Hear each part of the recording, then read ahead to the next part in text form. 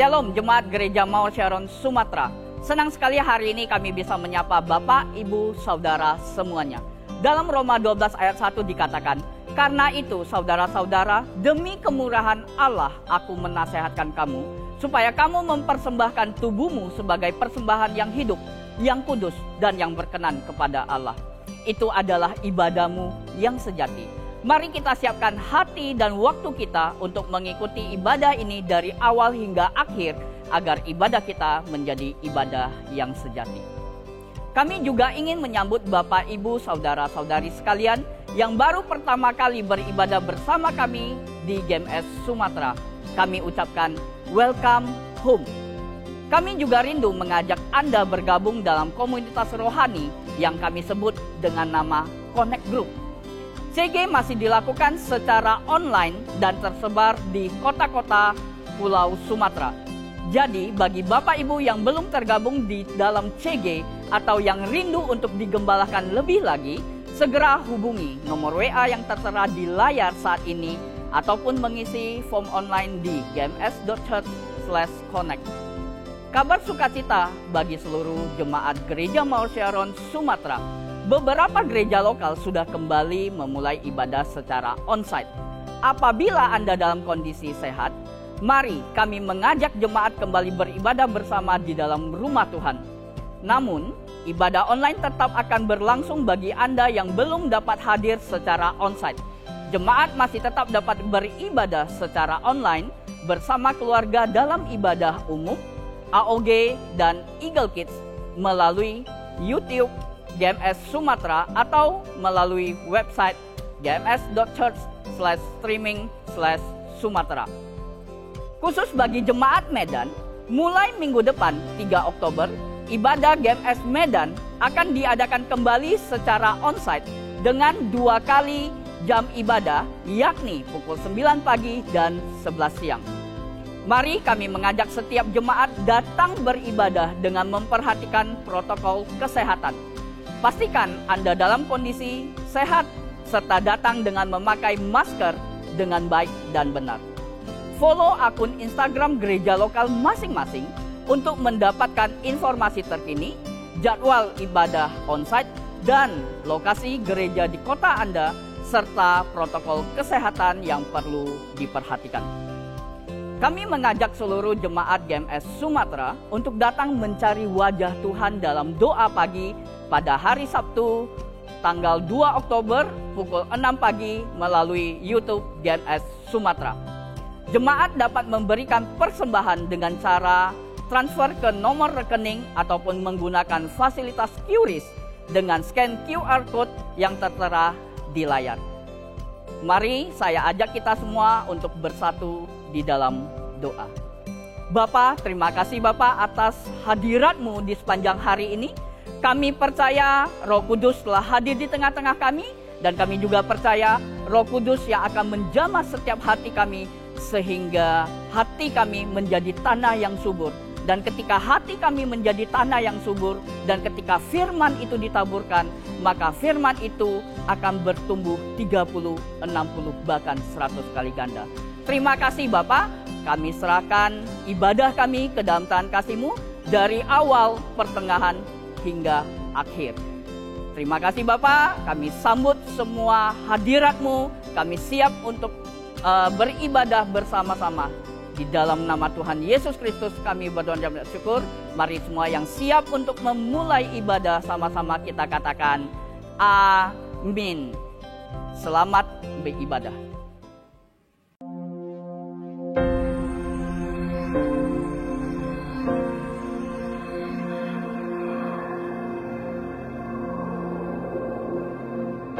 Orang yang suka memuji akan kuat roh doanya.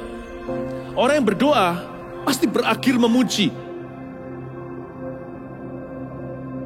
Karena Allah bertata di atas pujian. Siapa memuji, Allah mengatasi hidupnya.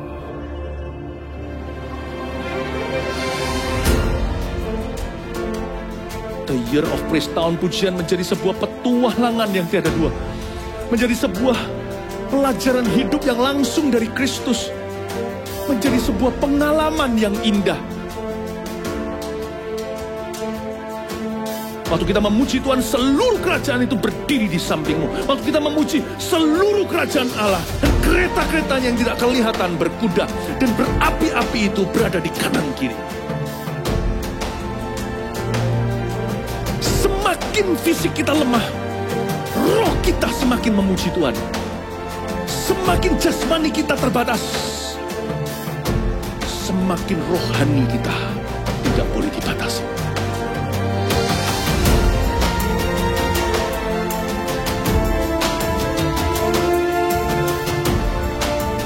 Welcome to the year of praise and provision. Mari kita mengizinkan Tuhan merajut rancangan yang belum pernah kita bayangkan.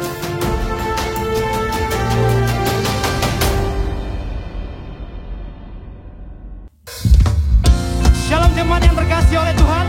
Mari sama-sama kita bersorak-sorai bagi Tuhan. Katakan haleluya.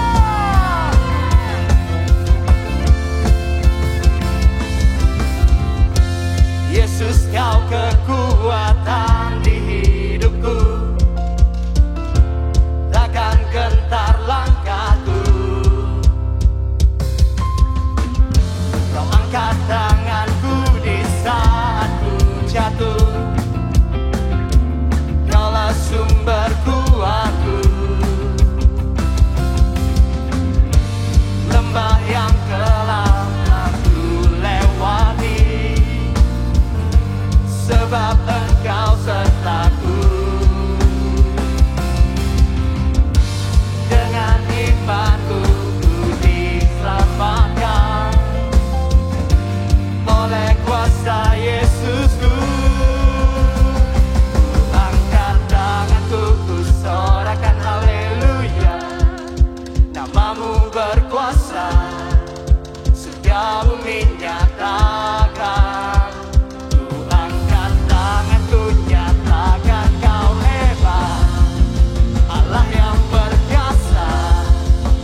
Kuasa selamanya.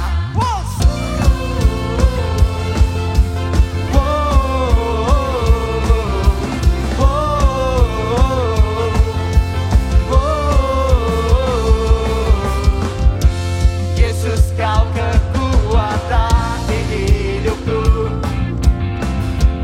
takkan gentar langkahku. Kau angkat tanganku,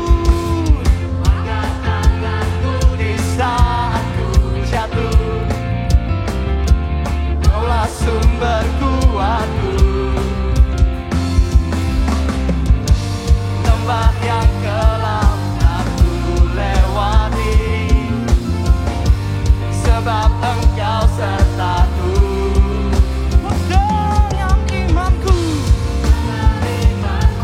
ku diselamatkan oleh kuasa Yesusku. Mari sama-sama kita angkat tangan. Namamu berkuasa, surga bumi nyatakan. Ku angkat tanganku, nyatakan Kau hebat, Allah yang perkasa, berkuasa selamanya. Oh,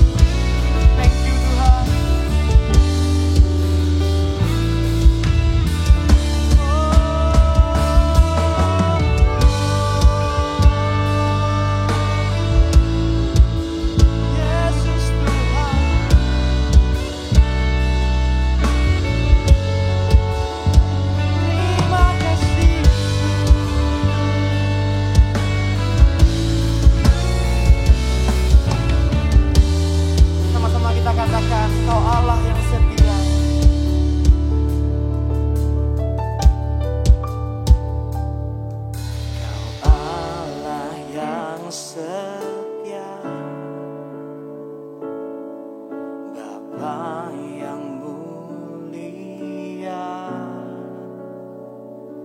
kasih-Mu besar Tuhan.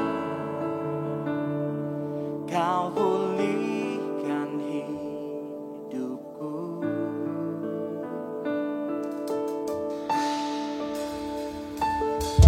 Kaulah harapanku,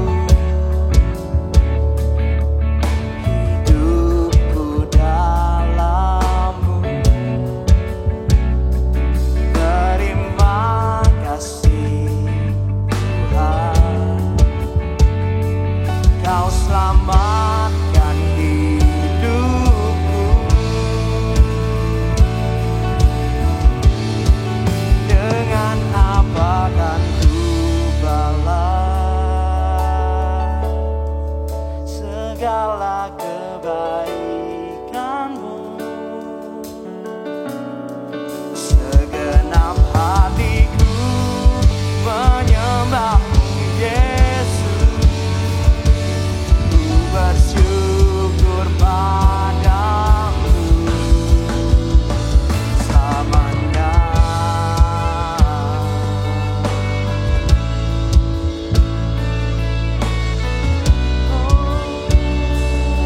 Dengan apa kan kami balas kebaikan-Mu, Tuhan?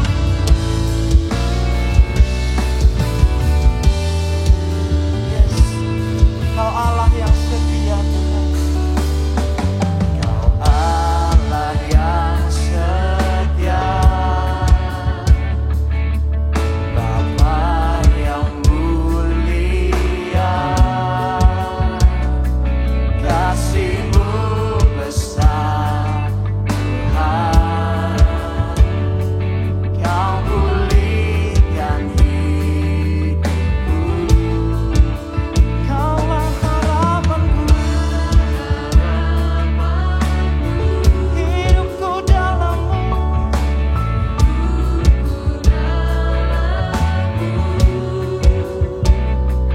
Terima kasih Tuhan, Kau selamatkan hidupku.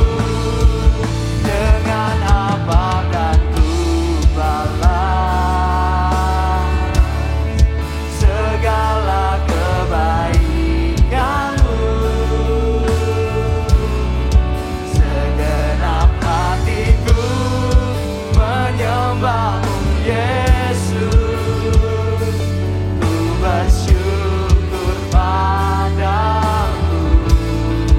Dengan apa kan ku balas segala kebaikan-Mu? Segenap hatiku menyembah-Mu, Yesus. Ku bersyukur padamu selamanya. Oh, ku bersyukur padamu. Ku bersyukur padamu.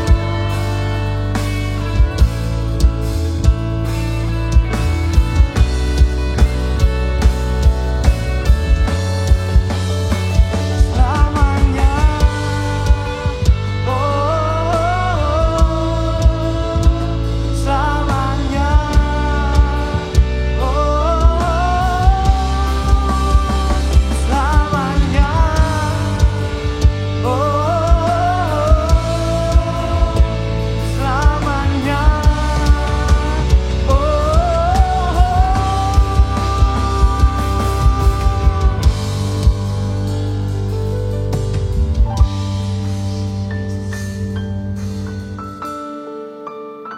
Dengan apa akan kami balas, Tuhan? Selain memuji, menyembah-Mu, Tuhan. Gak ada hal yang bisa kami lakukan, Tuhan, selain menyembah dan memuji-Mu, Yesus.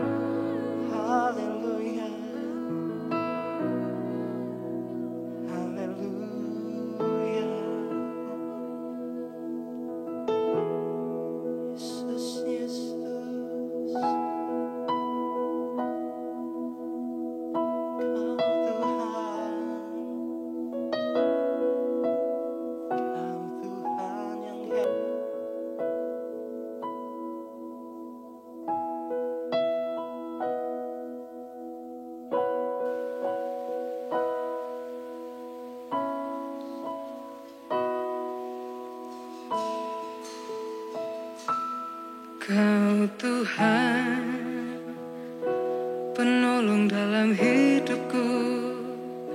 Ku percaya hanya kepadamu. Kau pegang tanganku dan tuntun langkahku. Yesus, Kau perlindunganku. Kau Tuhan, penolong dalam hidupku, penolongku dalam kesesakan. Kau gunung batuku dan pertahananku. Yesus, Kau kemenanganku. Yesus, padamu ku berseru. Kaulah penyelamatku. Terpujilah Kau Tuhanku. Mulutku memuji namamu sepanjang umur hidupku. Terpujilah Kau Tuhanku di atas segalanya.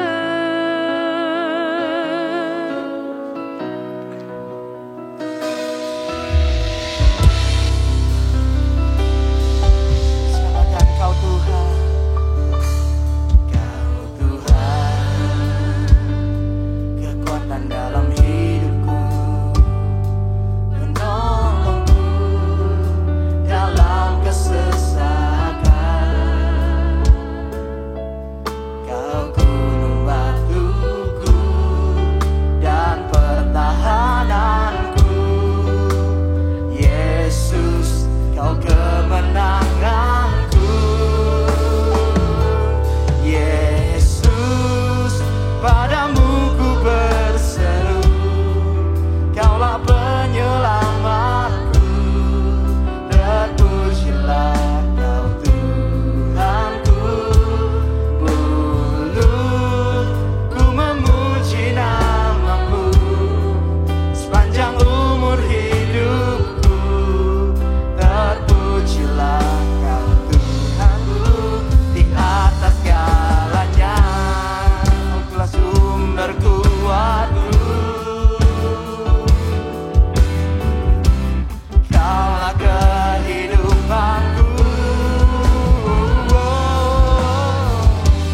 Kaulah pertahananku. Ku percaya padamu.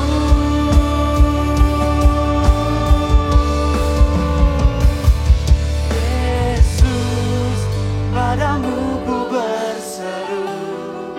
Kaulah penyelamatku. Terpujilah Kau Tuhanku. Mulutku memuji namamu sepanjang umur hidupku. Terpujilah Kau Tuhanku di atas segalanya. Yesus, padamu ku berseru. Kaulah penyelamatku. Terpujilah Kau Tuhanku. Mulutku memuji namamu sepanjang umur hidupku. Terpujilah Kau Tuhanku di atas segalanya. Mulutku memuji namamu sepanjang umur hidupku. Terpujilah Kau Tuhanku di atas segalanya.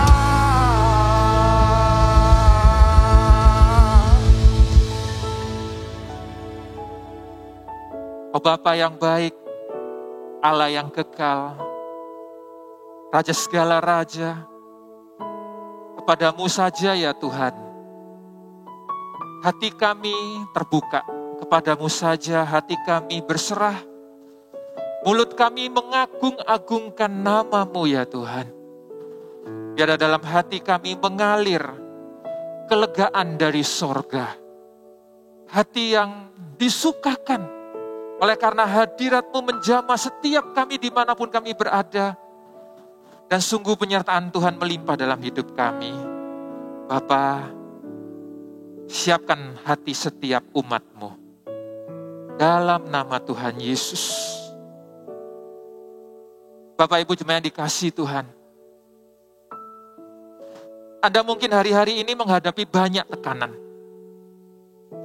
Hari-hari ini mungkin Anda begitu banyak tekanan yang membuat iman Anda, yang membuat pikiran Anda, yang membuat karakter Anda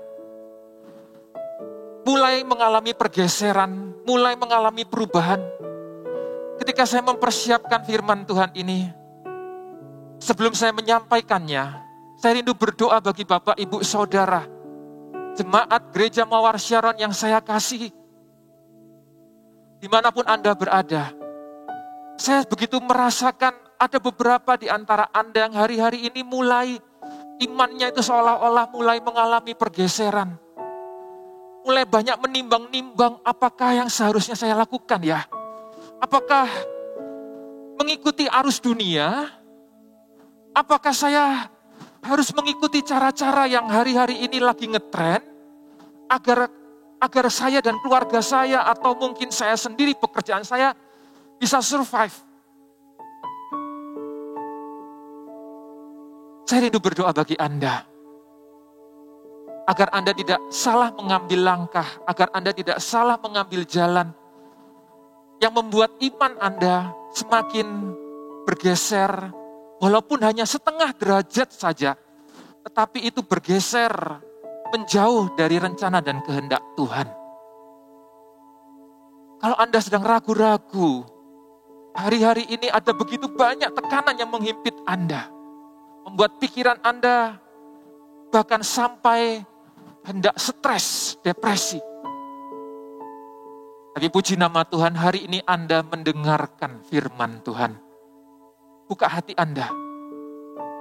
Roh Kudus jamah setiap umat-Mu dimanapun mereka berada. Mereka berharga di hadapan-Mu ya Tuhan. Mereka Engkau kasihi, mereka Engkau jagai. Karena Engkau sendiri berfirman, setiap umat-Mu, setiap orang yang percaya kepada Yesus sebagai Tuhan dan Juru Selamat, maka pribadinya itu seperti biji mata Allah sendiri. Dijagai Tuhan, dilindungi, diperhatikan, tidak pernah dibiarkan sendiri. Tuhan tolong setiap umat-Mu itu bisa merasakan pelukan kasih Tuhan yang menguatkan dan mengubahkan.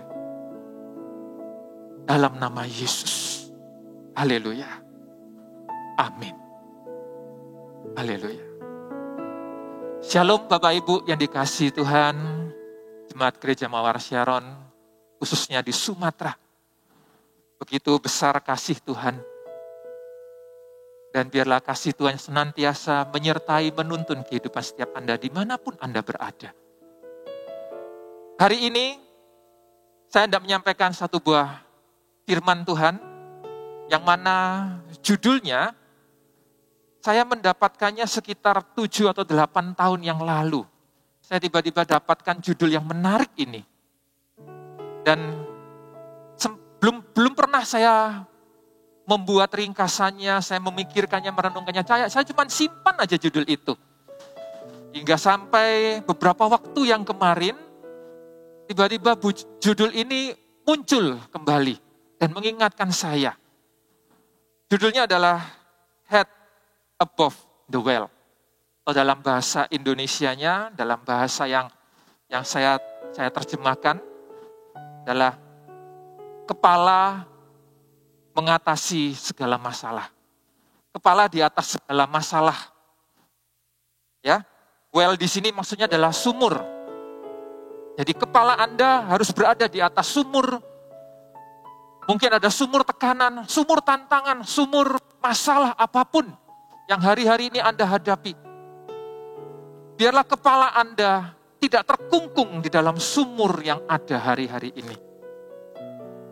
Bapak Ibu yang dikasihi Tuhan, saya tahu situasi kondisi yang ada tidak tahu kapan meredanya. Tapi percayalah satu hal, Tuhan tidak pernah meninggalkan Anda. Tuhan tidak pernah membiarkan kehidupan Anda berjalan sendirian. Sekalipun seolah-olah saat ini Anda tidak tahu apa yang harus Anda putuskan. Anda mungkin bimbang. Di dalam firman-firman Tuhan, khotbah-khotbah yang lain seringkali disinggung hal-hal seperti ini. Tetapi sekali lagi, di kesempatan hari ini, saya hendak meneguhkan kepada Bapak Ibu Saudara, bahwa Tuhan masih pegang kendali. Katakan amin. Amin. Bapak Ibu Saudara yang dikasihi Tuhan. Kenapa saya katakan demikian? Khususnya kepada Anda yang sudah menerima Yesus sebagai Tuhan dan Juru Selamat. Anda itu adalah anak Allah. Anda adalah anak Tuhan. Sehingga ketika Anda menyandang predikat anak Tuhan, maka ada otoritas di belakang Anda yang menyertai kehidupan Anda. Yaitu nama Tuhan yang besar itu sendiri. Nama Allah yang perkasa. Raja segala raja itu menyertai kehidupan Anda karena Anda adalah anak Tuhan. Ditambah lagi ketika Yesus terangkat ke sorga, Yesus memberikan amanat agung kepada setiap kita. Sehingga kita seolah-olah mendapatkan sebuah jabatan. Bahwa aku adalah ambasadornya Tuhan. Amin. Bapak Ibu yang dikasihi Tuhan. Kata diri Anda, aku utusan Allah. Hari-hari ini mungkin ada begitu banyak tekanan yang membuat kehidupan Anda, kekristenan Anda mulai digoncangkan. Kekristenan Anda, keyakinan Anda kepada firman Tuhan, mungkin mulai digoncangkan dengan alasan supaya Anda bisa survive. Supaya Anda bisa mengalami pembaharuan kekuatan atau segala macamnya. Tapi katakanlah satu hal. Kalau hari-hari ini Tuhan masih pegang kendali dalam kehidupan Anda. Jangan serahkan kendali itu kepada pihak yang lain. Kepada arus dunia. Jangan serahkan kendali itu kepada hal-hal yang lain yang ada di dunia ini. Pemikiran-pemikiran orang-orang. Tetapi renungkan baik-baik dengan firman Tuhan. Selalu uji segala sesuatu dengan firman Tuhan. Dari judulnya Head Above the Well, saya hendak menyampaikan ada dua tokoh dalam Alkitab yang ketika saya renungkan, saya percaya itu akan memberkati kehidupan Bapak Ibu Saudara yang dikasihi Tuhan. Tokoh yang pertama saya ambil dari Perjanjian Lama. Dari judulnya saja kita sudah bisa, mungkin ada di antara Bapak Ibu Saudara bisa menebaknya. Tokoh siapakah ini? Tidak lain adalah Yusuf. Yusuf, kalau kita ketahui bersama, Anda sering mendengarkannya, kisah tentang Yusuf, bagaimana Yusuf dilemparkan ke dalam sumur oleh saudara-saudaranya sendiri. Anda bisa lihat di dalam kitab Kejadian, pasal 37, ayat yang ke-23 sampai 28. Dikatakan demikian bunyi firman Tuhan. Baru saja Yusuf sampai kepada saudara-saudaranya, mereka pun menanggalkan jubah Yusuf, jubah maha indah yang dipakainya itu. Dan mereka membawa dia dan melemparkan dia ke dalam sumur. Sumur itu kosong, tidak berair. Kemudian duduklah mereka untuk makan. Ketika mereka mengangkat muka, kelihatanlah kepada mereka suatu kafilah. Orang Ismail datang dari Gilead dengan untanya yang membawa damar, balsam, dan damar ladan. Dalam perjalanannya mengangkut barang-barang itu ke Mesir. Lalu kata Yehuda kepada saudara-saudaranya itu, apakah untungnya kalau kita membunuh adik kita itu dan menyembunyikan darahnya? Marilah kita jual dia kepada orang Ismail ini. Tetapi janganlah kita apa-apakan dia karena ia saudara kita, darah daging kita. Dan saudara-saudaranya mendengarkan perkataannya itu. Ketika ada saudagar saudagar Midian lewat, Yusuf diangkat ke atas dari dalam sumur itu, kemudian dijual kepada orang Ismail itu dengan harga 20 shikal perak. Lalu Yusuf dibawa ke Mesir, sampai di sana saja. Dari ayat ini kita melihat bagaimana Yusuf, ketika saya membaca firman Tuhan ini, dikatakan ayat 23, baru saja Yusuf sampai kepada saudara-saudaranya, mereka pun menanggalkan jubah Yusuf, jubah maha indah yang dipakainya itu. Dan setelah itu, mereka membawa dia, melemparkan dia ke dalam sumur. Ketika Anda baca ini, dan saya tidak menemukan ada kalimat bahwa Yusuf meronta-ronta, bahwa Yusuf berkelahi dengan saudara-saudaranya, Yusuf menonjok salah satu saudaranya, bergelut dengan saudara-saudaranya. Tidak terlihat kalimat-kalimat seperti itu. Bahkan seolah-olah Yusuf ini seolah-olah ya pasrah aja, dibuka, ditanggalkan jubahnya.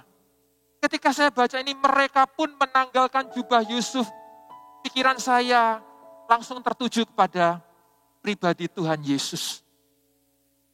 Di mana Yesus ketika hendak dimahkotai duri, Yesus ditanggalkan pakaian jubahnya, pakaiannya.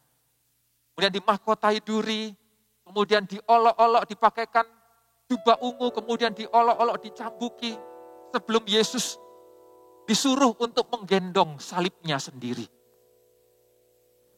Ketika saya membayangkan ini, seolah-olah muncul dalam benak saya, Yusuf kok pasrah saja ya?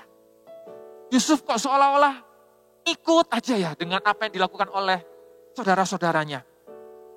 Namun apa yang dilakukan oleh saudara-saudaranya itu, kalau Anda perhatikan, hingga sampai selesainya, peristiwa Yusuf kemudian dijual kepada orang Ismail, mengingatkan saya kembali bahwa Yesus pun dijual. Dijual kepada imam-imam. Waktu itu oleh muridnya sendiri, Yudas Iskariot. Dan setelah peristiwa Yusuf dijual, dibawa ke Mesir, setelah itu tidak ada kelanjutannya. Hingga sampailah tiba cerita di pasal 39, ayat yang kedua, ayat yang pertama terlebih dahulu dikatakan, adapun Yusuf telah dibawa ke Mesir dan Potifar seorang Mesir pegawai istana Fir'aun, kepala pengawal raja membeli dia dari tangan orang Ismail yang telah membawa dia ke situ. Ayat 2, tetapi Tuhan menyertai Yusuf, sehingga ia menjadi seorang yang selalu berhasil dalam pekerjaannya. Maka tinggallah ia di rumah tuannya, orang Mesir itu, setelah dilihat oleh tuannya bahwa Yusuf disertai Tuhan dan bahwa Tuhan membuat berhasil segala sesuatu yang dikerjakannya.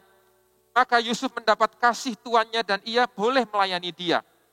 Pada Yusuf diberikannya kuasa atas rumahnya dan segala miliknya diserahkannya kepada kekuasaan Yusuf. Sejak ia memberikan kuasa dalam rumahnya dan atas segala miliknya kepada Yusuf, Tuhan memberkati rumah orang Mesir itu karena Yusuf. Sehingga berkat Tuhan ada atas segala miliknya, baik yang di rumah maupun yang di ladang. Bapak Ibu yang dikasihi Tuhan, ketika saya baca ini, peristiwa di mana Yusuf ada di dalam sumur, kemudian Yusuf diangkat keluar, dijual kepada orang Ismail, kemudian orang Ismail tersebut membawanya ke Mesir, dan akhirnya dibeli oleh Potifar. Ada sebuah peristiwa di mana yang membuat, kalau saya perhatikan di sini, peristiwa tersebut menyebabkan pasal 39 ayat 2 itu terjadi. Dikatakan, tetapi Tuhan menyertai Yusuf. Dan ayat yang kelima juga dikatakan, Tuhan memberkati rumah orang Mesir itu karena Yusuf. Bahkan tidak berhenti sampai di sana. Bagaimana tangan Tuhan itu membela Yusuf. Yang seolah-olah Yusuf tersebut adalah pasrah. Ikut aja. Gak tahu mau dibawa kemana, ikut aja. Seolah-olah Yusuf itu benar-benar tidak mengerti apa yang ya memang benar, dia tidak mengerti. Tetapi dia seolah-olah ya udahlah aku ikut aja. Di pasal 39 ayat yang ke-20 sampai 23 berkata demikian. Ini ketika peristiwa Yusuf difitnah oleh istri dari Potifar. Ayat 20 berkata demikian. Lalu Yusuf ditangkap oleh tuannya dan dimasukkan ke dalam penjara, tempat tahanan raja dikurung. Demikianlah Yusuf dipenjarakan di sana. Tetapi Tuhan menyertai Yusuf sekali lagi dan melimpahkan kasih setianya kepadanya dan membuat Yusuf kesayangan bagi kepala penjara itu. Sebab itu kepala penjara mempercayakan semua tahanan dalam penjara itu kepada Yusuf. Dan segala pekerjaan yang harus dilakukan di situ, dialah yang mengurusnya. Dan kepala penjara tidak mencampuri segala yang dipercayakannya kepada Yusuf karena Tuhan menyertai dia dan apa yang dikerjakannya dibuat Tuhan berhasil. Sekali lagi, dikatakan Tuhan menyertai Yusuf. Bapak, Ibu, Saudara yang dikasihi Tuhan. Ketika saya merenungkan ini, apa sih yang dilakukan oleh Yusuf sehingga membuat Tuhan itu menyertai Yusuf? Bahkan bukan hanya menyertai Yusuf, kerjaan Yusuf pun diberkati oleh Tuhan. Dan tidak berhenti sampai pada pekerjaannya Yusuf saja. Bahkan tempat di mana Yusuf bekerja diberkati oleh Tuhan. Saya merenungkan hal ini sehingga saya sampai pada kesimpulan, sekalipun Yusuf ada di dalam lubang sumur, dia dikhianati oleh saudara-saudaranya sendiri, dia ditipu, dia difitnah, tetapi kepalanya masih bisa tegak melihat melebihi setiap sumur-sumur yang seolah menghalangi dia, sumur seolah-olah menudungi dia, sumur-sumur yang seolah-olah menutup hidupnya, yang membuat orang tidak tahu masa depannya. Tapi Yusuf kepalanya lebih tinggi daripada segala tembok-tembok sumur yang menghalangi hidupnya. Bagaimana dengan kehidupan Bapak, Ibu, Saudara yang dikasihi Tuhan hari-hari ini? Adakah Anda mulai merasakan, saya kok kayaknya nggak punya masa depan lagi nih. Kayaknya ini bakalan hancur hari-hari ini. Tinggal hitungan hari saja, sepertinya saya sudah nggak ada harapan. Atau mungkin seolah-olah Anda berpikir bahwa sebaiknya saya lepaskan saja usaha saya ini. Kayaknya saya perlu berganti haluan, berganti arah. Mungkin kayaknya hal ini lebih menarik. Kayaknya hal-hal ini lebih berpotensi zaman-zaman sekarang. Mungkin dan mungkin. Mungkin hari-hari ini Anda memikirkan banyak hal. Sehingga seolah-olah Anda sudah tidak bisa lagi melihat apa yang dibalik tembok sumur dalam kehidupan Anda.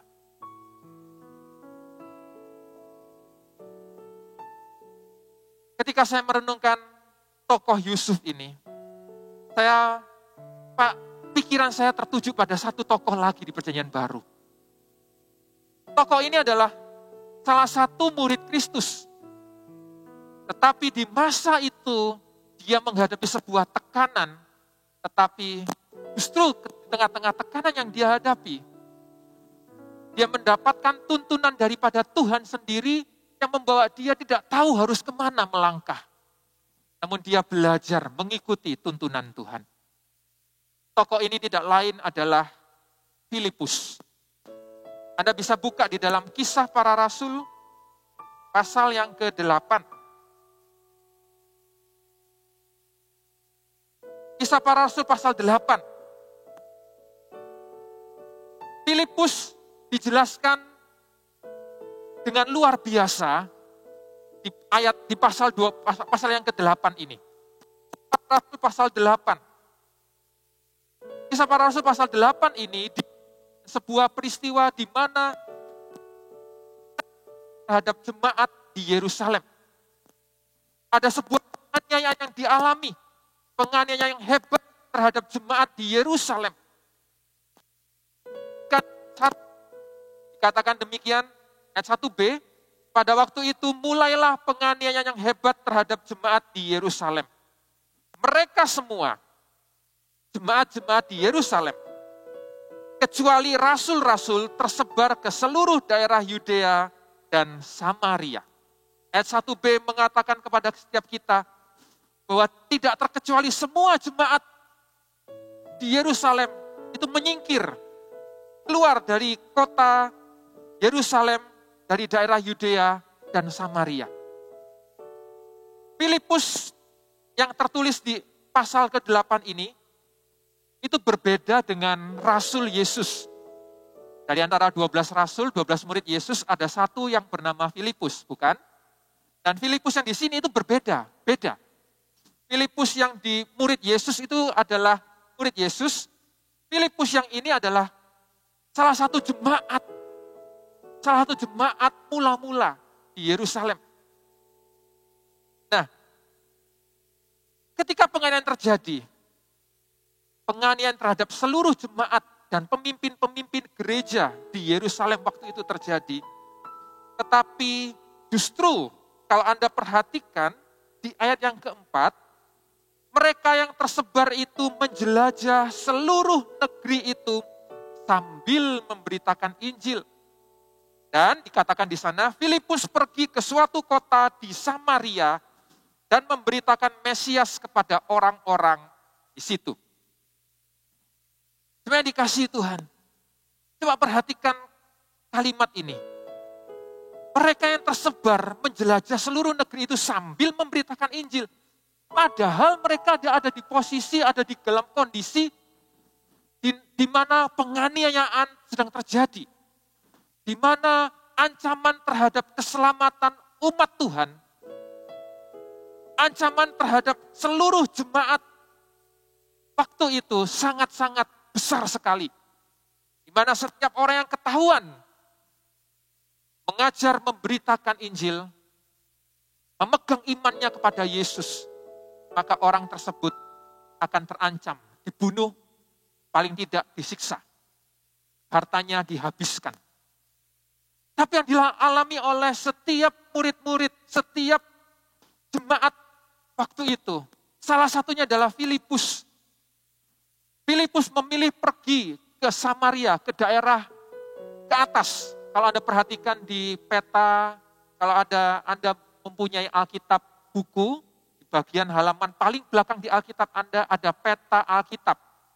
Atau kalau Anda, Alkitabnya di gadget Anda juga bisa lihat peta Alkitab.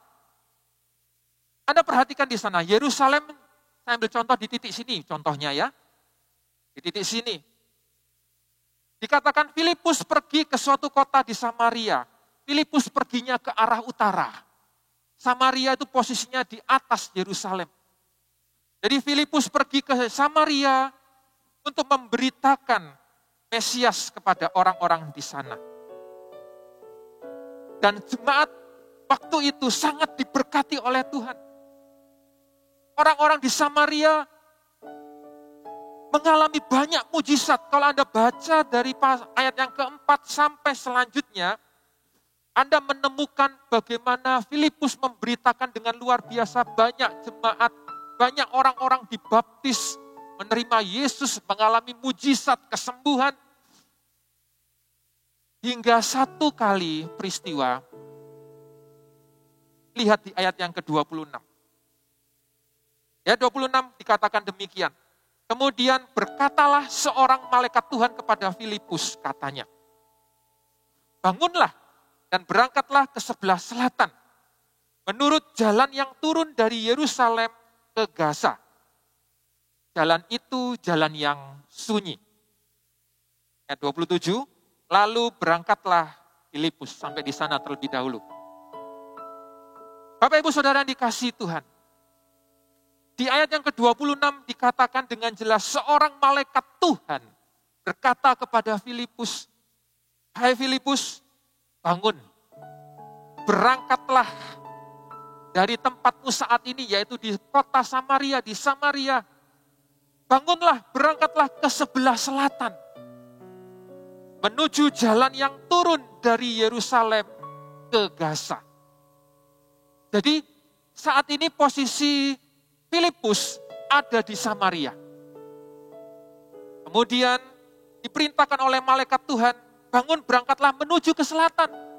Dia berangkat menuju ke selatan. Dan artinya apa? Artinya Filipus menuju ke Yerusalem. Dari Yerusalem dikatakan, ikutilah jalan yang turun menuju ke Gaza. Gaza itu ada di bawah lagi. Bapak, Ibu, Saudara yang dikasihi Tuhan. Kalau Anda mendapatkan perintah ini,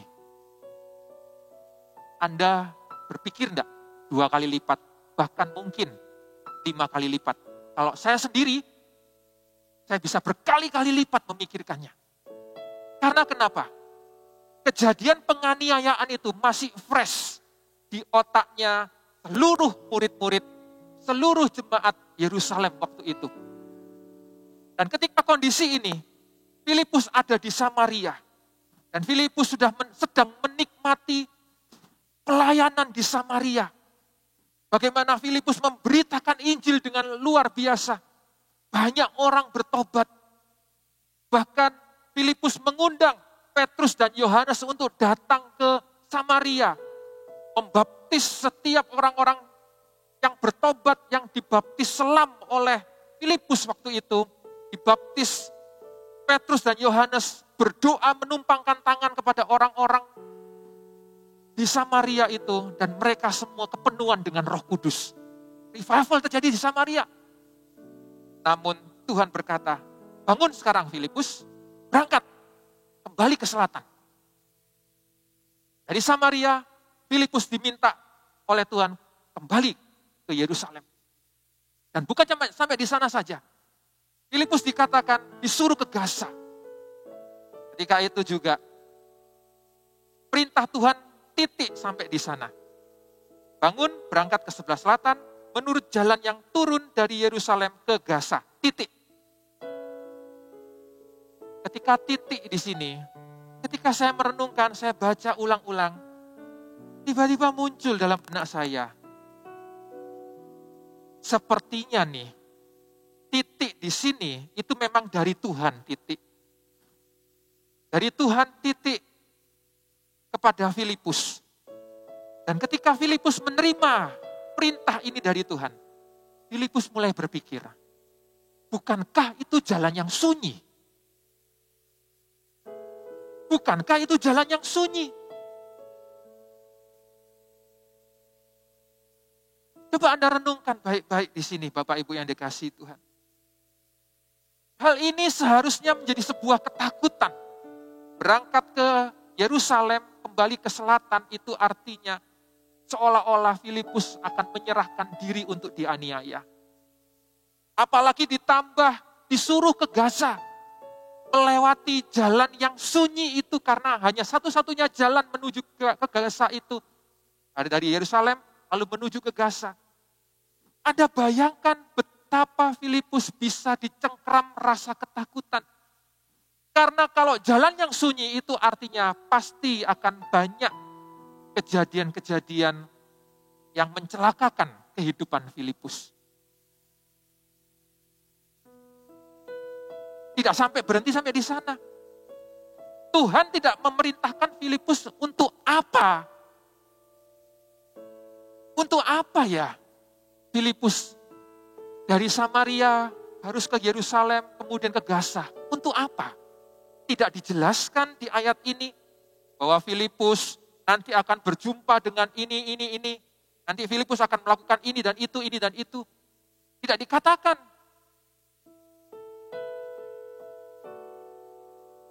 Kalau Anda jadi Filipus, saya sendiri merenungkan ayat ini, tentu saya pasti akan ragu.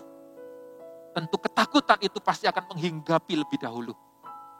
Pikiran-pikiran yang entah apa saja itu pasti akan muncul dalam pikiran saya. Namun, Filipus menghadapi segala ketakutan yang membayanginya itu. Dan ini kuncinya. Bagaimana Yusuf juga mengalami kemuliaan dipakai Tuhan ketika di Mesir. Demikian pula Filipus dipakai oleh Tuhan.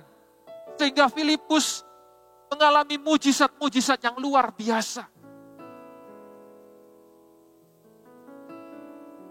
Satu kuncinya. Filipus memilih untuk taat pada tuntunan Tuhan. Filipus hanya taat pada Tuhan. Bapak Ibu Saudara, ada banyak ketakutan hari-hari ini yang kita hadapi, kekhawatiran. Namun firman Tuhan menjelaskan bagaimana dua tokoh ini seolah-olah tidak punya pengharapan lagi, tidak tahu masa depannya. Tapi dua tokoh ini memberikan teladan bagi kita. Taat saja. Katakan bersama dengan saya, taat saja. Kalau Anda mungkin beribadah bersama dengan keluarga, ada teman, ada rekan, ada keluarga di samping Anda, katakan kepada mereka, taat ya, taat saja, taat saja. Taat saja. Taat saja dengan Tuhan. Pegang iman dan pengharapan karena Anda adalah utusan Allah. Yusuf adalah utusan Allah juga karena Yusuf mendapatkan mimpi dari Tuhan. Dan mimpi itu dipegang Yusuf erat-erat dalam hatinya. Demikian pula Filipus. Filipus taat dengan tuntunan Tuhan. Tuhan berkata, bangun berangkat ke sebelah selatan menuju jalan yang menuju ke Gaza. Dan Filipus pegang itu, dia taat dan dia tahu Allah pasti bela dia. Bapak Ibu yang dikasihi Tuhan, ketaatan Yusuf, ketaatan Filipus dalam proses yang dialaminya, itu membentuk karakter dan mental mereka. Ketaatan Filipus, ketaatan Yusuf, membentuk kepribadian mereka. Kalau Anda perhatikan, Yusuf itu adalah anak yang, bagi saya ya, dia adalah anak yang manja. Memang dia dekat dengan papanya. Sehingga papanya seolah-olah menganak-emaskan. Papanya yaitu Yakub menganak-emaskan Yusuf. Yusuf saja yang dibuatkan jubah maha indah. Namun dengan proses yang dialami oleh Yusuf, itu mengubah karakter yang manja, karakter yang bergantung, karakter yang seolah-olah dianak-emaskan, berubah menjadi sebuah karakter dan mental yang kuat. Yang memang itu diperuntukkan untuk Yusuf memimpin bangsa Mesir dan memimpin seluruh dunia ketika waktu itu dilanda dengan kelaparan yang begitu hebat. Ketaatan Yusuf, ketaatan Filipus membentuk karakter dan mental mereka. Dan saya percaya ketaatan Anda, ketaatan kita, itu juga akan membentuk karakter kita dan mental kita menjadi karakter dan mental yang disukai oleh Tuhan.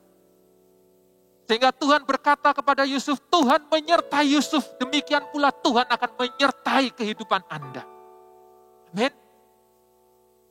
Yang kedua, Yusuf bukan hanya sekedar taat saja. Taat, catat ini baik-baik ya. Taat tidak akan menjadi berkat jika tidak disertai dengan melangkah. Ketika Anda taat saja, itu tidak akan mengubah menjadi sebuah berkat kalau tidak dibarengi, tidak disertai dengan melangkah. Taat bagus, ya. Taat bagus, tetapi kalau tidak melangkah, maka ujung-ujungnya akan sia-sia. Yusuf tidak menggerutu, Yusuf tidak meratapi nasibnya. Yusuf melangkah dengan ketaatan, menjalani hari demi hari. Perhatikan baik-baik bagaimana Yusuf itu tidak pernah sebelumnya diceritakan bagaimana Yusuf, kalau Anda perhatikan kembali di dalam Kejadian pasal ke-37. Dikatakan, kalau Anda baca di sana, Yusuf tidak pernah mengerjakan pekerjaan-pekerjaan rumah mungkin. Ini bayangan saya, imajinasi saya. Tetapi ketika Yusuf ada di rumah Potifar, mau tidak mau dia menjadi budaknya Potifar dan mau tidak mau dia mengerjakan seluruh pekerjaan-pekerjaan kotor yang sebelumnya mungkin Yusuf tidak pernah menyentuhnya. Pekerjaan-pekerjaan membersihkan rumah, menyapu, mengepel, menjaga tanaman dan segala macam, menjaga ternak dan segala macamnya. Mungkin Yusuf belum pernah. Tetapi ketika Yusuf taat, dia tidak menggerutu, dia tidak meratapi nasib.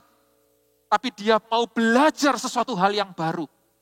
Ketika di penjara, bagaimana Yusuf harus menjaga, harus memperhatikan semua tahanan-tahanan yang dimana di sana dikatakan tahanan raja. Jadi kalau tahanan raja itu bukan maling ayam, bukan pencopet gitu-gitu, bukan. Tahanan raja adalah tahanan kelas kakap. Bayangkan bagaimana Yusuf harus memperlakukan mereka, memelihara, memperhatikan semua tahanan-tahanan yang ada. Bapak Ibu Saudara yang dikasihi Tuhan, kalau Yusuf tidak melangkah, dia cuma diam, iya, aku dibuang, iya, oke lah, tidak apa-apa, aku terima. Tapi Yusuf tidak mau. Yusuf tidak mau belajar sesuatu yang baru. Maka Tuhan pun tidak menyertai mengurapi Yusuf. Apa yang saya mau hendak sampaikan kepada Bapak Ibu Saudara yang dikasihi Tuhan? Ketika Anda taat, Anda perlu melangkah. Lanjutkan tahap keduanya. Melangkahlah. Yaitu dengan cara apa? Kalau hari-hari ini Anda menghadapi begitu tebal sumur di sekeliling Anda. Namun kepala Anda, pastikan kepala Anda tidak membentur tembok sumur yang ada. Namun kepala Anda melihat ke atas. Dengarkan tuntunan Tuhan. Taatlah kepada tuntunan Tuhan. Minta kepada Tuhan, Tuhan tolong tuntun aku Tuhan. Aku mau belajar hal-hal yang baru. Belajarlah hal-hal yang baru. Belajar firman Tuhan. Dan bukan cuma firman Tuhan saja. Mungkin Anda perlu untuk menggali sesuatu pengalaman-pengalaman yang baru. Pengetahuan-pengetahuan yang baru, namun jangan sampai abaikan firman Tuhan itu. Firman Tuhan adalah fondasi yang teguh. Isi hidup Anda dengan sebanyak mungkin. Kalau hari-hari ini Anda sedang menghadapi tekanan, Anda sedang menghadapi tembok masalah yang begitu tebal. Justru hari-hari ini firman Tuhanlah harus jadikan fondasi yang teguh. Ada banyak hal bisa membuat Anda kecewa, sakit hati, cemburu. Ketika itu Anda izinkan masuk terus dalam kehidupan Anda, akan membuat kehidupan Anda makin terpuruk. Bapak Ibu yang dikasihi Tuhan, apa yang Filipus alami ketika Filipus taat dan melangkah. Filipus memberanikan diri bertemu dengan sida-sida dari Etiopia itu. Memberanikan diri mendekati kereta pembesar dari Etiopia itu. Yang tentunya pasti akan banyak penjaga-penjaga di sekelilingnya. Namun Filipus memberanikan diri melangkah mendekati. Dan Filipus mendengarkan apa yang dibaca oleh sida-sida itu. Dan Filipus merenungkan terlebih dahulu sebelum akhirnya Filipus diajak untuk menjelaskan apa arti ayat firman Tuhan yang dibaca oleh sida-sida tersebut. Bapak Ibu yang dikasihi Tuhan, ketika Filipus taat dan melangkah, mujizat pemakaian Tuhan terjadi dalam kehidupan Filipus. Kalau Anda perhatikan di ayat 39, katakan demikian, dan setelah mereka keluar dari air, ini peristiwa ketika sida-sida Etiopia itu akhirnya memberikan diri mau dibaptis oleh Filipus. Dan ada satu buah sungai, ya kalau nggak salah, ada satu buah sungai di sana. Dan sida-sida tersebut dibaptis di sana. Dikatakan 39, dan setelah mereka keluar dari air, Roh Tuhan tiba-tiba melarikan Filipus dan sida-sida itu tidak melihatnya lagi. Ia meneruskan perjalanannya dengan sukacita. Tetapi ternyata Filipus ada di Asdod. Ia berjalan melalui daerah itu dan memberitakan Injil di semua kota sampai ia tiba di Kaisarea. Jadi ketika Filipus ada di Gaza, kemudian membaptis sida-sida dari Ethiopia di sana. Dan setelah keluar dari air, tiba-tiba Filipus dilarikan oleh Roh Tuhan. Dan dilarikan ke atas, ke Asdod. Kemudian Filipus meneruskan perjalanannya masuk ke Kaisarea. Dan akhirnya singkat cerita Filipus tinggal di Kaisarea. Apa yang hendak saya sampaikan di sini Bapak Ibu yang dikasihi Tuhan? Ada satu buah yang menurut saya itu ganjal ya. Yang menurut saya itu kok Tuhan, kenapa Filipus ketika setelah membaptis sida-sida Ethiopia itu, baru Filipus kau bawa lari. Roh Tuhan tiba-tiba melarikan Filipus. Tiba-tiba Filipus seolah-olah menghilang dari hadapan sida-sida Ethiopia dan muncul di kota Asdod. Saya bertanya kepada Tuhan, Tuhan kenapa kok tidak dari awal saja ya? Ketika Filipus di Samaria, tiba-tiba Filipus dibawa Tuhan lari. Menghilang sampai ketemu di hadapannya sida-sida Ethiopia seperti itu. Kenapa kok harus membawa Filipus harus berjalan? Filipus harus berjalan, turun ke bawah dari Samaria, harus turun ke Yerusalem, kemudian mengikuti jalan yang sunyi itu. Hingga akhirnya Filipus bertemu dengan sida-sida dari Ethiopia. Jawabannya sederhana. Karena Tuhan hendak mengajari Filipus untuk taat dan melangkah. Untuk taat dan melangkah. Taat dan melangkah ini satu paket. Tidak bisa dipisah-pisah. Kisah Filipus, kalau Anda cari di Alkitab, Anda akan menjumpai di pasal ke-21, di mana di sana dikatakan ayat yang ke-8 dan 9. Dikatakan pada keesokan harinya kami berangkat dari situ dan tiba di Kaisarea. Kami di sini adalah Paulus dan rombongannya. Kami masuk ke rumah Filipus, pemberita Injil itu, yaitu satu dari ke-7 orang yang dipilih di Yerusalem. Dan kami tinggal di rumahnya. Filipus mempunyai 4 anak dara yang beroleh karunia untuk bernubuat. Wow, kisah Filipus ditutup dengan indah. Ketika Filipus taat dan melangkah, dan dia tetap memberitakan Injil dimanapun dia berada, dia mengalami percepatan dari Tuhan. Roh Tuhan melarikan dia. Dia mengalami hal yang spektakuler itu. Dan ketika dia tinggal di Kaisarea, dicatat firman Tuhan, Paulus berjumpa kembali dengan pemberita Injil itu. Dan di sana dikatakan Filipus memiliki 4 anak perempuan yang semuanya mempunyai karunia bernubuat. Artinya, ketika Anda taat dan melangkah, Tuhan tidak menutup berkat atas kehidupan Anda saja, tapi Tuhan akan pakai generasi setelah Anda. Taatlah. Taatlah. Dan bersedia melangkah bersama dengan Tuhan. Saya tutup dengan 2 ayat firman Tuhan terakhir. Dalam Filipi pasal 2, ayat yang ke-5.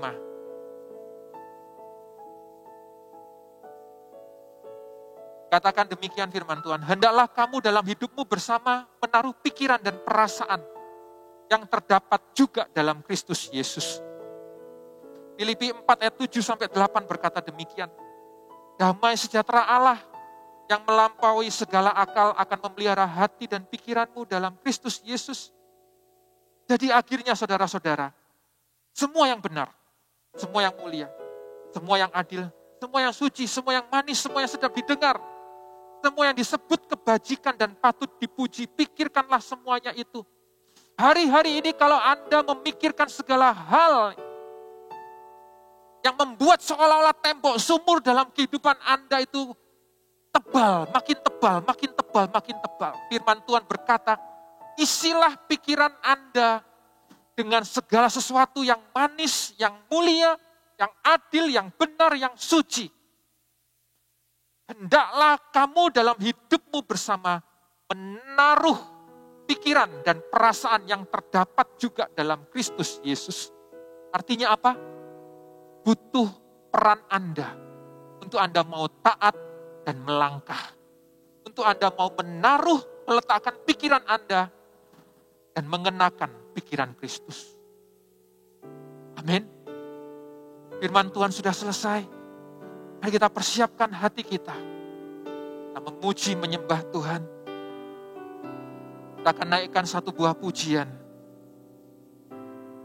Terima kasih Tuhan buat firman-Mu. Firman-Mu membawa kami untuk belajar dari sosok Yusuf di Perjanjian Lama dan juga dari sosok Filipus dari Perjanjian Baru.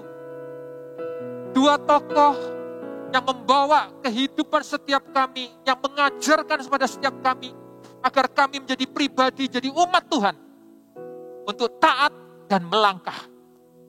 Kami jadi anak Tuhan untuk taat dan melangkah. Kami adalah utusan Allah. Kami adalah duta besar kerajaan Allah. Ajari kami ya Tuhan untuk taat dan melangkah. Karena kami percaya ketika kami taat dan melangkah, penyertaan Tuhan melingkupi kehidupan setiap kami. Dan kami menjadi pribadi yang dipakai Tuhan dengan luar biasa. Kami menjadi pribadi yang dipakai Tuhan dengan penuh keajaiban demi keajaiban. Dan bukan berhenti sampai pada kondisi kami saja. Bahkan generasi kami berikutnya, Tuhan pelihara dan Tuhan pakai, Tuhan urapi. Terima kasih ya Tuhan. Terima kasih Tuhan. Haleluya. Ketika ku khawatir, mari kita naikkan pujian ini bersama-sama. kalau di hatiku, Yes, Lord. ku datang padamu, Haleluya.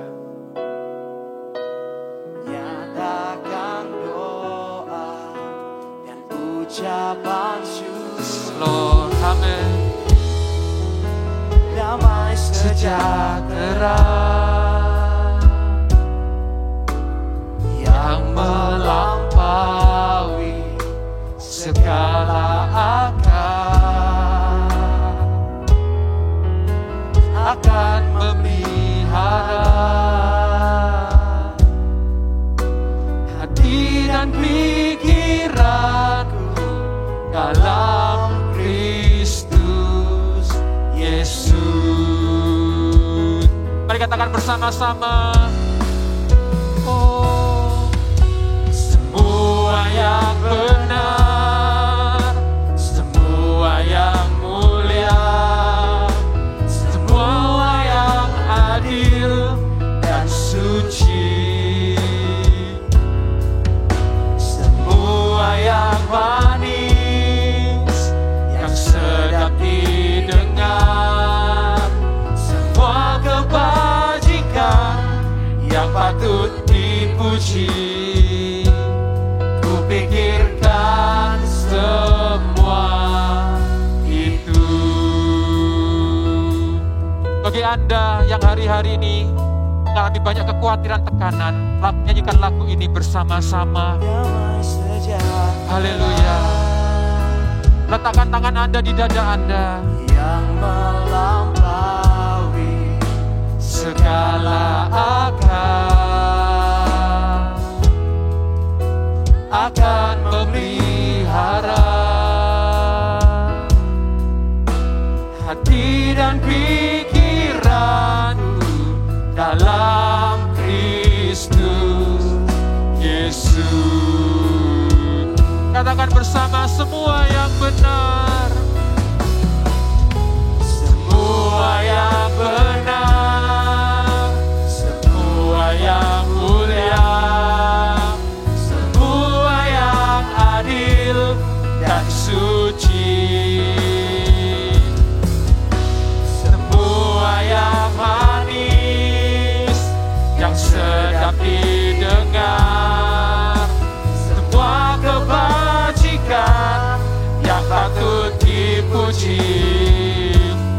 ku pikirkan semua itu.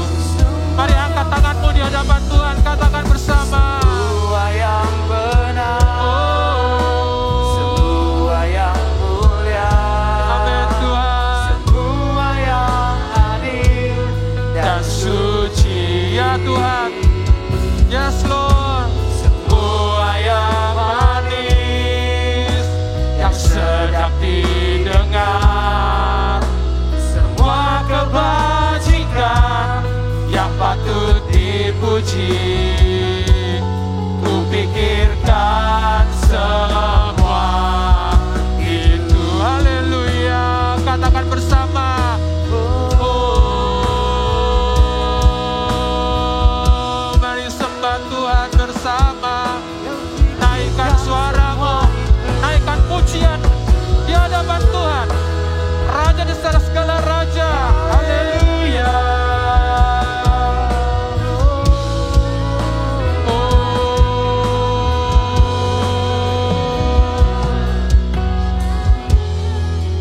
Tuhan, berikan damai sejahtera-Mu turun melimpah buat setiap umat-Mu. Damai sejahtera yang melebihi segala yang kami pikirkan. Mungkin hari-hari ini kami sedang melihat begitu tebal tembok-tembok sumur di hadapan kami. Dan kami ada di dalamnya. Kami tidak tahu, kami tidak bisa melihat masa depan kami sendiri. Dan kami tidak punya pengharapan. Namun biarlah mata kami, kepala kami melebihi setiap tembok-tembok sumur yang ada. Ajari kami untuk taat dan melangkah ya Tuhan. Ajari kami untuk selalu kepala kami tegak menatap bahwa Tuhan janjinya ya dan amin. Dia tidak pernah meninggalkan setiap kita, namun seolah-olah saat ini tidak ada pegangan. Percayalah satu hal Bapak Ibu jemaat dikasih Tuhan. Waktu Tuhan indah pada waktunya. Langkah saja. Taat saja. Taat sekali lagi. Langkahkan kakimu sekali lagi. Sekalipun terseok-seok. Langkah sekali lagi. Bangkit lagi. Taat lagi. Melangkah lagi. Jatuh lagi. Taat lagi. Bangkit lagi. Melangkah lagi. Itulah yang dilakukan Yesus ketika memikul salib. Begitu berat salibnya. Yesus jatuh. Tapi Yesus taat. Dia angkat lagi, dia melangkah lagi, dia melangkah lagi, dia melangkah lagi. Hingga dia menang di atas kayu salib. Taat dan langkah. Kalau Anda ingin mengalami banyak mujizat terobosan, taat dan melangkah. Tuhan berkati, Tuhan sertai setiap umat-Mu ya Tuhan. Engkau Allah yang mencurahkan berkat yang terbaik dalam kehidupan setiap mereka. Gereja Mawar Syaron senantiasa mendukung pemulihan, senantiasa mendukung terobosan dalam kehidupan Anda. Gereja Mawar Syaron berada di samping Anda untuk bergerak bersama-sama, untuk menggendong Anda, menguatkan Anda sekali lagi, menuntun Anda sekali lagi, mendukung Anda sekali lagi. Kami tidak akan pernah menyerah atas kehidupan Anda, Bapak Ibu Saudara yang dikasihi Tuhan. Dan saya percaya Anda akan keluar menjadi orang-orang yang lebih daripada pemenang. Anda akan keluar menerobos setiap sumur-sumur yang ada. Terima kasih buat firman-Mu ya Tuhan. Terima kasih buat anugerah-Mu, hadirat-Mu. Bapak Ibu yang dikasihi Tuhan, angkatlah kedua tangan-Mu. Terimalah berkat, damai sejahtera, penyertaan daripada Allah Bapa, Putra, dan Roh Kudus, yang tidak pernah habis-habisnya dalam kehidupan Anda. Anda adalah anak kesayangannya Tuhan. Engkau adalah anaknya. Engkau adalah utusan Allah. Pegang iman erat-erat. Jangan lepaskan. Taatlah dan melangkahlah.